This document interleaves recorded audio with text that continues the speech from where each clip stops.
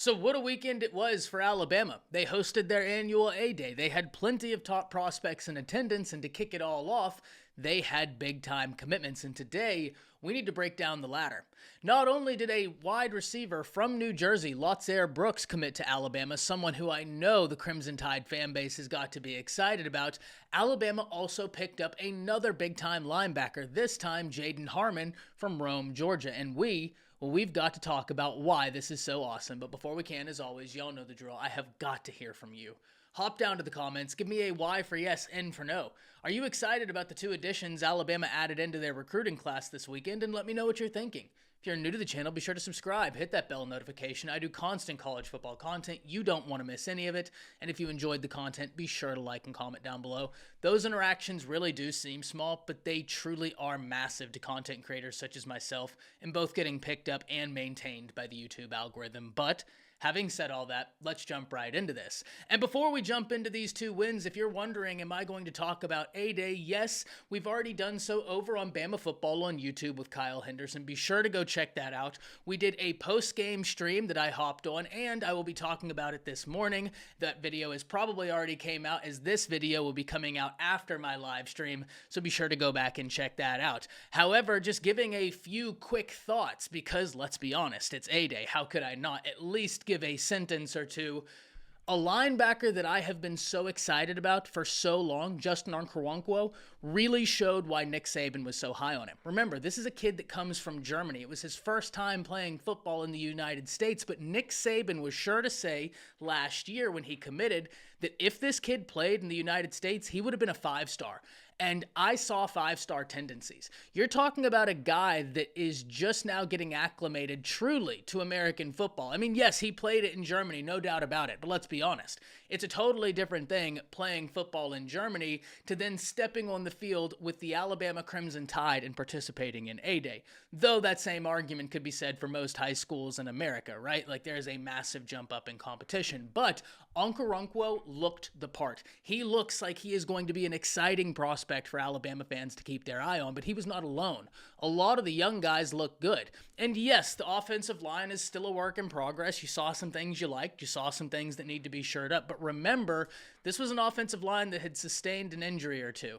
This was an offensive line that wasn't at full strength, so it made sense to me when the defense was coming out vanilla. They didn't want to heat up an offensive line that was already kind of hobbling. You wanted to be able to work through your sets, work through your progressions, and I think there was a lot to be excited about. But now, transitioning to these commitments, we're going to start with the wide receiver from New Jersey, Lotze Brooks, because I previewed this guy on Friday. I said, hey, he may not be coming to A-Day, but I wouldn't be shocked at all if he committed. Why? Because he seemed to be very high on the Crimson Tide, not only on the Crimson Tide, but on Kalen DeBoer, on Coach Shepard, on Coach Hitchler, and so many others. And when you turn on the film, I don't care what the star ranking next to his name says. Listen, we all love getting 4 stars. We all love getting 5 stars, but the film doesn't lie.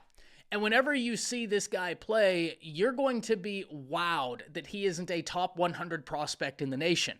And one of the big reasons why he's not rated more highly than he is because he hasn't been active on the camp scene. And for those of you that follow recruiting as stridently as I do, you'll know that's a way you can really increase your rankings if you show up to these camps. Lotze Brooks may not be active in the camp scene, but he is incredibly active on the football field, where this past year he tied the New Jersey record for touchdowns in a year with 22, adding 6 on the defensive side, showing that this is an explosive guy. What's there to like about Brooks? Well, my question would be, what isn't there to like? He stands 5'10", 180 pounds per 24/7 Sports, and this guy is speed personified. If I'm not mistaken, he was charted as the fastest high school guy in the nation in terms of actual game speed, where he went over 22 miles per hour, and it certainly looks the part when you watch his film. One of the things I've talked about extensively about Brooks that I love is not only does he have long speed, but he accelerates so quickly. Now, why is that important? Because it helps him gain separation not only early in the route with his acceleration, because you just can't accelerate at the same rate he can. He's up to top speed in a few steps. The problem with that, we've seen guys that accelerate quickly, and maybe they're not the fastest guys. That acceleration will help you gain separation earlier in your route, but in the case of Brooks, he's got tremendous long speed. So he separates early, and then there's no catching him after that.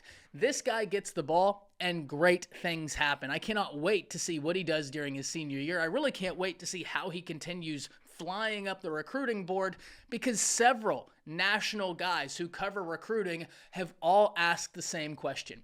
How in the world is he a 3-star? And the sentiment seems to be the same from all of them. He will not be a 3-star for very much longer. Turn on the film, you're going to see exactly why. This guy is going to be really fun to watch in this Kalen DeBoer offense. But now we transition to the other side of the ball, because this was a major question. And every time we've talked about Alabama picking up a defensive guy, I always drop this little tidbit.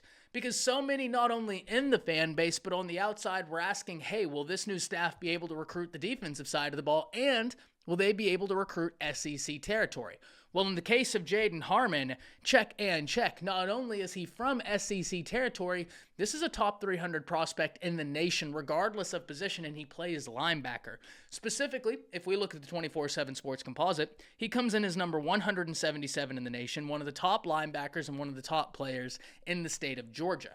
He stands 6'1", 215 pounds, and when you turn on the film, there's a few things that stand out. We always talk about linebackers or even defensive backs having to fight off blocks. Well, how about going through blocks? Jaden Harmon is someone that just runs straight through blockers and then is a heat-seeking missile to the target. It's really impressive watching him. He also has a motor that you just can't teach. Now, this is something I say all the time. So if you've heard me say this before, if you've watched some of my videos on recruiting, you've probably heard this, and I apologize that you're going to have to hear it once again. But when a guy has a motor like this, that really intrigues me. Why? Because that's something you can't teach. You can teach technique. You can teach film understanding or understanding what the offense is going to do, but you can't teach want to. You can't teach tenacity. You can't teach heart. That's something you either have or you don't. And Jaden Harmon, he's got that tenacity. He's got that 1-2. So many times the play is running away from him and he's the first one to the ball, even though he has to run all the way around the backfield to get to the ball carrier. That's a 1-2. That's a tenacity. That's a heart that you just have or you don't. The fact that he's as athletic as he is, as good as he is, and has those attributes, that's what should be exciting to Alabama fans.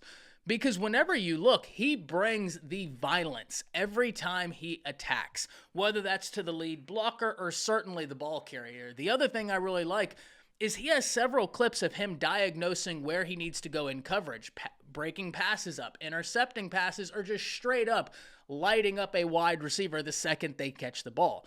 And I think for this new scheme, that's something you really love to see. He's showing you his ranginess, he's showing you his violence, and that's something that I think all Alabama fans are going to love. But what does this mean for the Alabama Crimson Tide recruiting class as a whole? Well, once again, per the 24/7 Sports Composite, they sit as the number 7 recruiting class in the nation with 10 commits. And I love this. Alabama being in the top 10 with 10 guys in the class gives them nothing but time, space, and opportunity before early signing day. And these are guys that are committing before they ever see the Crimson Tide take the field under this new coaching staff. If this new coaching staff goes out there during the year and looks the part, looks like they did everywhere they've gone, watch out. There are going to be a lot more exciting wins to come, and I can't wait to hear from all of you. Hop down to the comments. Let me know what you thought about A-Day, but also let me know what you thought about these 2 wins. That's it. See ya.